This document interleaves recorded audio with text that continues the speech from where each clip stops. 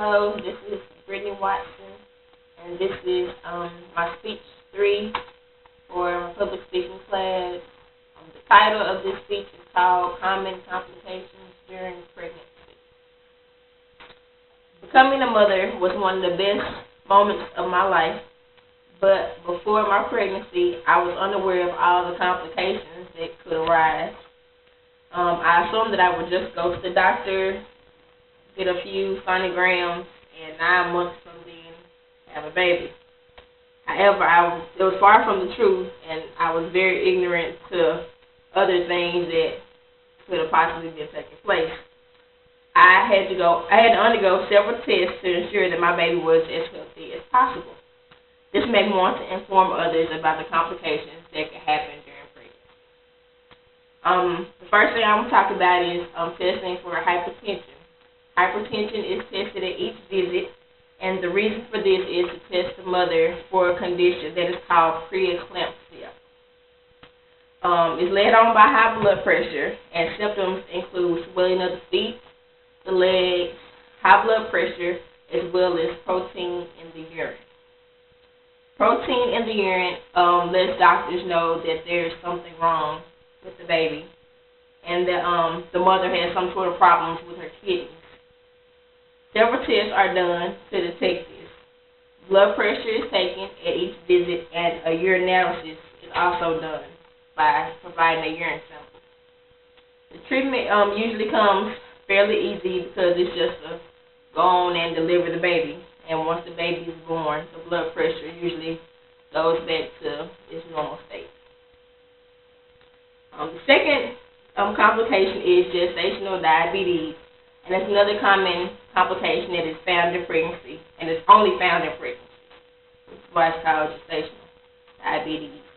It's caused by high blood sugar, and symptoms are mild. They can include anything from blurred vision to fatigue to nausea and frequent urination.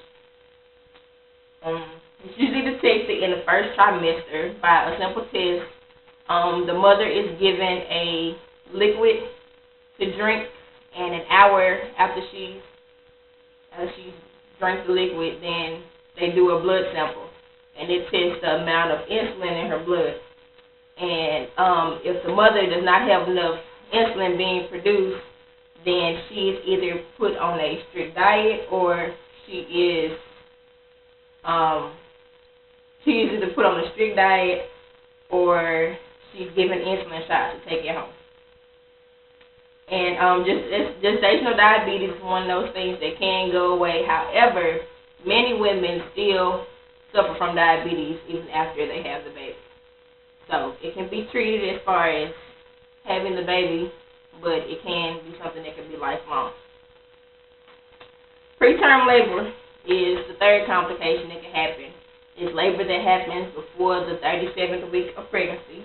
And it can happen to any type of woman. It's not due to carelessness on the mother's part or anything. It can be led on by infections that can cause the amniotic sac to rupture, and it can also be led on by too much amniotic fluid. For example, a woman that is pregnant with triplets. Of course, there are 3 babies, which means there are 3 amniotic sacs, which means there is a lot of amniotic fluid. There's too much pressure on the amniotic sac, it can cause it to rupture, and it can cause her to go into a preterm labor. Sometimes it can be stopped in the form of ways. Many women are put on bed rest. Others are asked to have low levels of activity. And also the doctors can give babies steroids in order to mature their lungs.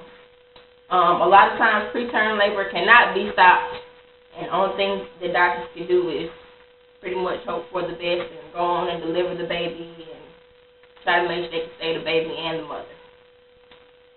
In conclusion, I just wanted to do this to inform any person or any expectant mother about any complications that could occur, so they can be well aware of the symptoms. All these conditions can be treated, but the best thing is to have communication between the mother and the doctor to ensure that there is a healthy baby.